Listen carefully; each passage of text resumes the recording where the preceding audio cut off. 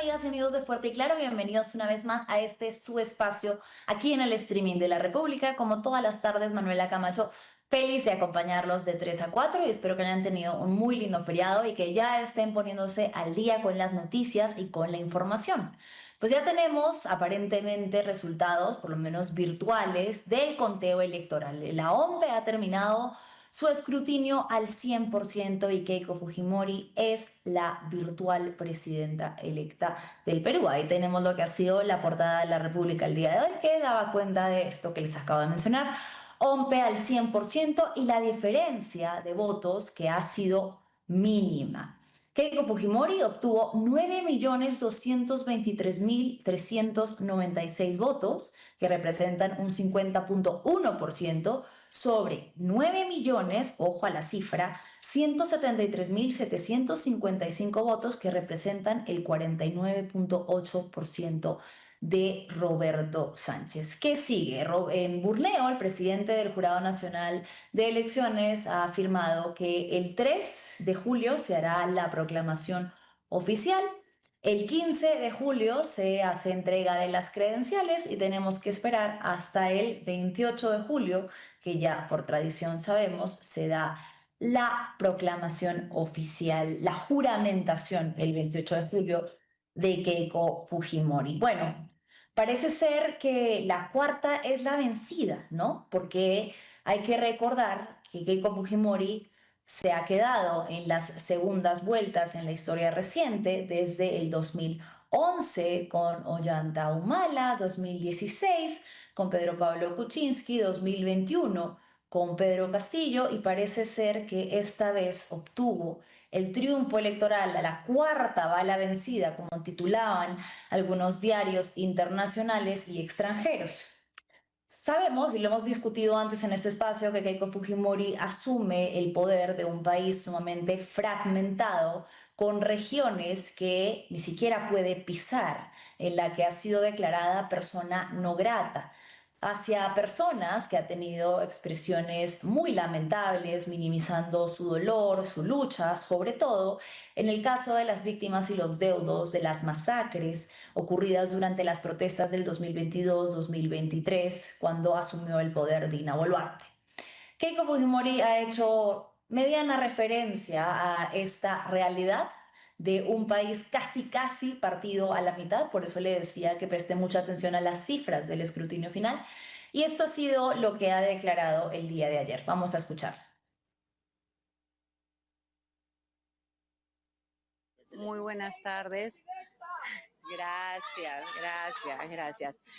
Bueno, muy contenta. Hemos visto que el conteo de la OMPE finalmente terminó, pero de todas maneras ahora nos falta esperar con prudencia y con mucha humildad la proclamación del Jurado Nacional de Elecciones.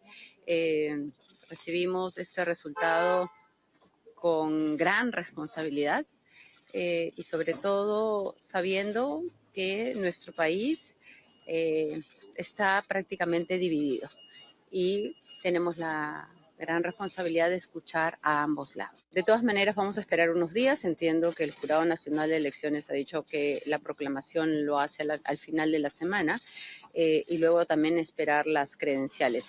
Tenemos que nombrar los equipos de transferencia y armar el gabinete.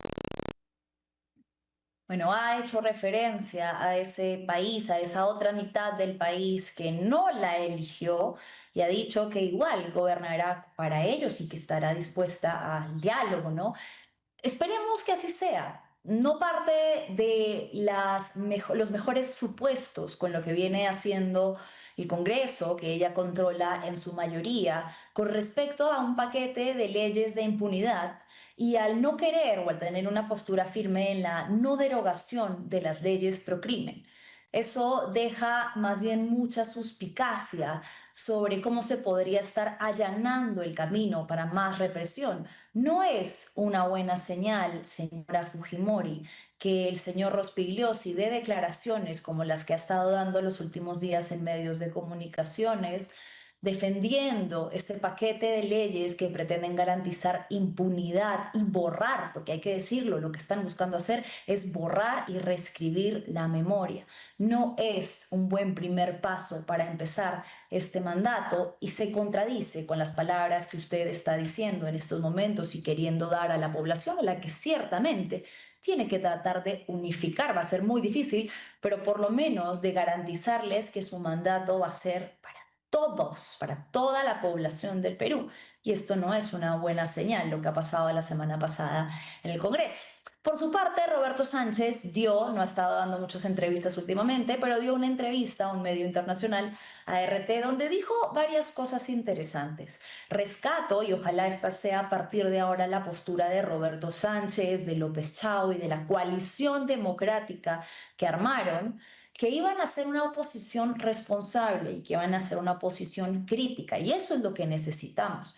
Empezar a designar, a entender desde dónde se va a formar, desde dónde va a estar la resistencia, el contrapeso del poder al gobierno de Keiko Fujimori desde la oposición. A Rescato que habló de esto desde su entrevista, pero también dijo otras cosas. Insistió en lo que considera que es una legítima lucha por la revisión de los resultados electorales. Habló sobre que cuando se hubiesen agotado todas las instancias aquí en el Perú, que aparentemente ya está llegando a su fin, es el conteo final y la instancia a la que podía apelar por ley, que son los jurados electorales especiales, ya han dado resoluciones concretas y específicas, pues ha dicho que va a ir a la Comisión Interamericana de Derechos Humanos. Vamos a escuchar lo que dijo y regresamos con cuáles son los verdaderos alcances de esta comisión y si realmente hay algo que se pueda revisar a estas alturas del partido. La instancia en el Perú es la última y lo que ellos determinen tendrá que respetarse porque eso es la ley. Pero nuestra certeza no acaba allí. Apelaremos no solamente a la entidad constitucional del Perú, si bien es cierto, es la instancia institucional, el órgano electoral tiene autonomía, pero los derechos a la participación política son derechos constitucionales. Hay un rango allí donde aguardamos justicia. En la Comisión Interamericana, por los derechos políticos, también forman parte de nuestra regulación. Entonces, estamos seguros que en algún momento alguien dirá este desequilibrio, esta asimetría que ha ocurrido en el proceso peruano y seguiremos haciendo política, oposición democrática, trabajo democrático, no solamente con la coalición parlamentaria, sino con otro tipo de acciones. Y nosotros, por ejemplo, a diferencia de ella, o sea, hoy se dice, Sánchez, acepta los resultados, porque yo siempre he aceptado los resultados, así ha dicho Keiko Fujimori. Y mentira, a los 34 días acabado el proceso con el gobierno del presidente Pedro Castillo, rechazó y denegó. Y cuando se estableció el gobierno, hizo una comisión para investigar el fraude. Y después se organizaron para decir, lo vacamos como sea, Castillo. Y lo vacaron ilegalmente, lo tienen preso, ha copado todas las instituciones del Perú, casi todas. Y en ese contexto hemos luchado nosotros en el sistema electoral y creemos nosotros que de manera irregular nos han vencido. Pero han vencido a este tema electoral, no a la voluntad de un pueblo que se resiste con esperanza, con alegría, con ética, porque creo que es lo que hace bastante falta en el Perú. Ganar un proceso electoral no le hace demócrata, mucho menos con todos sus antecedentes. Bueno, hay cosas en las que ciertamente coincido porque son puntuales y comprobables, como el hecho de que ganar unas elecciones no te hacen automáticamente una persona demócrata. Y hemos hablado ya también en este programa sobre la audacia de Keiko Fujimori de enarbolarse ella y sus seguidores o su séquito, ¿no?, cercano, la bandera de la democracia y del respeto irrestricto a los resultados electorales, cuando la verdad es que no ha sido así. En la historia reciente tenemos decenas de evidencias que esa no ha sido la actitud que ha tomado Keiko Fujimori. Ahora, evidentemente, está pidiéndole al señor Sánchez que él haga lo mismo que le demandó. Y perfecto, está bien, pero de ahí a llamarse entonces la abanderada de la democracia y del respeto del proceso electoral, habiendo abierto comisiones desde el Congreso para investigarlo, no, ahí hay una distancia bastante grande. ¿Por qué decía que espero que Roberto Sánchez se adhiera un poco más a esta posición de empezar a formar la oposición democrática? Porque va a ser sumamente necesaria. Y sí, efectivamente, pese a que hayamos dicho que no considero que hayan indicios suficientes para hablar, elementos probatorios, para hablar de un fraude sistemático y doloso, pues es cierto que él tiene el derecho a aplicar a las instancias legales que considere. Ahora, lo cierto es que la Comisión Interamericana de Derechos Humanos, sí, probablemente pueda aceptar la petición bajo el supuesto de una presunta violación a los derechos políticos, entre los que se encuentran el derecho a elegir y a ser elegido, pero no tiene mayor implicancia en los resultados que determinen las autoridades electorales competentes dentro del territorio peruano. No puede pedir un reconteo, no puede actuar como un tribunal electoral, más allá de lo que determine el Jurado Nacional de Elecciones y la OMPE, no hay mucho que esta comisión pueda hacer. Por eso es que ya es necesario que el señor Roberto Sánchez, con la cantidad de votos que ha recibido y el respaldo que ha recibido de un grueso de la población, empiece a organizar desde dónde se va a articular esa oposición que va a ser tan necesaria. Y bueno, antes de pasar, porque obviamente hay que anunciarlo, que tenemos hoy a un invitado especial con quien es preciso hablar justamente sobre estos temas que hemos abordado al detalle la semana pasada. Las leyes que viene aprobando el Congreso, impulsadas precisamente por Fuerza Popular para garantizar impunidad, que parecen ser una articulación, una maraña de estrategias legales y de soluciones para que los abogados puedan apelar a diversas de estas y otorgarle a personas que han sido juzgadas por delitos de lesa humanidad muy graves, por masacres a civiles, por ejemplo, impunidad o perdón desde el ámbito jurídico y legal. Y eso es complicado y, como decíamos al inicio, un muy mal síntoma para empezar el retorno, para marcar el retorno de un Fujimori al poder. Antes de ir a hablar con el juez Concepción Carguancho, que se encuentra actualmente suspendido por la Junta Nacional de Justicia, sí quería dedicarle un par de minutos a hablar sobre esta revelación que se ha hecho el fin de semana en Punto Final. Porque hace algunas semanas hablábamos también sobre un saqueo institucionalizado y coordinado desde el Congreso hacia el tesoro público, ¿no? Hacia los recursos que tenemos como Estado. Esto lo veníamos hablando desde, por ejemplo, el bono de 11.000 soles que se había aprobado de manera adicional para todos los trabajadores del Congreso sin distinción alguna. Y esta nueva información ha revelado que podríamos estar ante un diezmo institucionalizado, que el Congreso ha pagado adicional a los pagos que compete hacer a sus trabajadores casi 3 millones de soles repartidos entre tres partidos: Fuerza Popular, Perú Libre y Alianza para el Progreso. Estamos hablando, para ser exactos, en la cifra de repartición de 2.626.000 soles entre el 2022 y el 2025. Lo que usted está viendo en pantalla es la cantidad que se ha destinado a cada uno de estos partidos. Y ojo, que ese presupuesto no sale de la institución del Congreso, sino del sueldo que supuestamente el Congreso le tiene que pagar a cada uno de sus trabajadores. Para entender el escándalo, remontémonos a cuando veíamos casos de congresistas mochasueldos.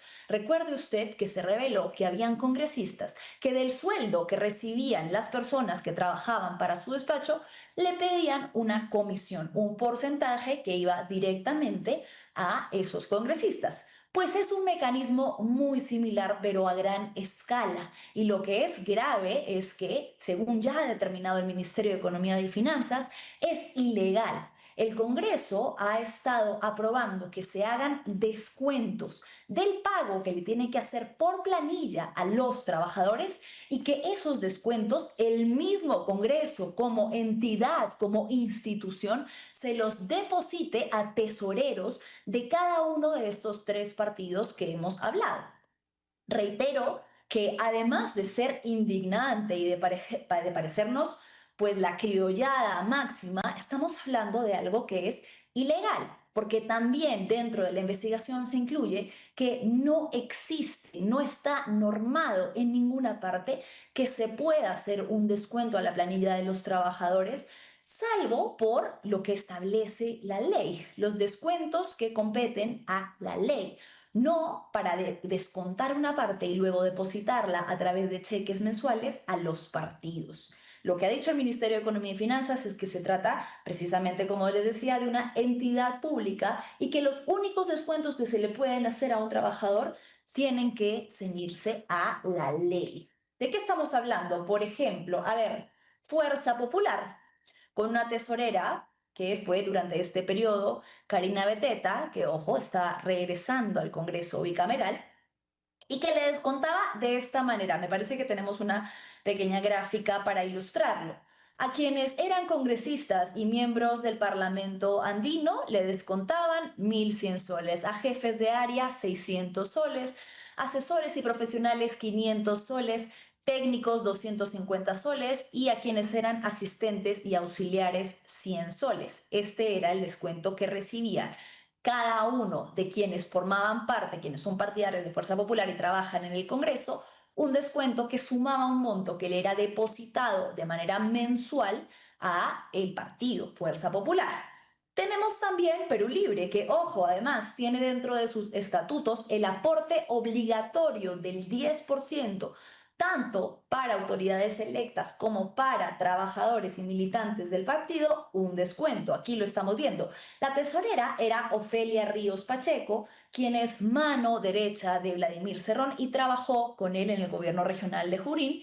Y tenemos del 2023 al 2025 las cantidades que se han depositado: 79.000 soles, 75.000 soles, 308.000 soles, 17.000 soles, 19.000 soles. Y el tercero que tenemos es Alianza para el Progreso, cuyo tesorero es entrevistado, ¿no?, en el reportaje y además se hace el desentendido, dice que no entiende dónde está la gravedad del asunto y es un caso particularmente llamativo y grave porque este sujeto, el señor Luis Ricardo Mateo Alcarraz, quien es entrevistado, no trabaja para el Estado, no trabaja para el Congreso, no es ningún tipo de proveedor, no tiene ningún tipo de formalidad y aún así el Congreso no ha tenido ningún problema en depositarle mensualmente esta cantidad de dinero que no iba para él, iba para el partido. Y admitió que estos descuentos se hacían y que se trataba de un acuerdo de mesa directiva.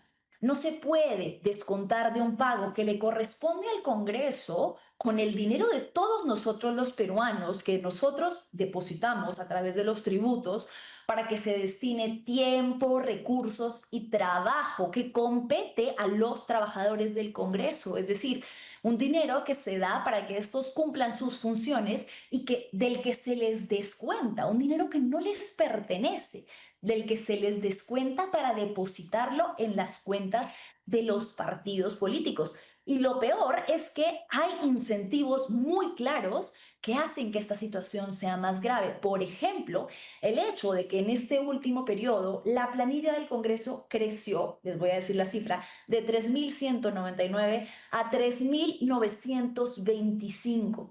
700 nuevos puestos de los cuales lucrar, 700 nuevos puestos de trabajo, 700 nuevas personas a las que descontarles en una institución que no ha presentado cambios significativos que puedan ameritar o justificar ese aumento del personal al que se le está pagando dinero. Y no solo eso, sino que obviamente hay que relacionarlo, por ejemplo, con el bono de 11.000 soles que hemos visto que se pagó hace apenas unas semanas. ¿Es un bono para qué? Para justificar, para de alguna manera poder hacer un balance entre lo que les resta o quizás para poder seguir recaudando aún mayor dinero. El problema es que estos incentivos que están haciendo los partidos políticos y que se aprueban una y otra vez, dinero, bonos y más dinero para más y más trabajadores, no sale de sus bolsillos, sale de los nuestros. El presupuesto que se destina en el Congreso como una entidad estatal depende de eso, de lo que se recauda tributariamente y que es el dinero de todos los peruanos. Esto es gravísimo y como recordaba el reportaje, que nos parecía sumamente grave, pues no parece que tenga intención de terminar, ¿no? No parece que se vaya a terminar pronto, porque no sea los congresistas que fueron cuestionados y los partidos políticos no lo han reconocido como una práctica ilegal. Bueno, eso ha quedado abierto. Vamos a ver cuáles son las reacciones siguientes que se tienen en la semana.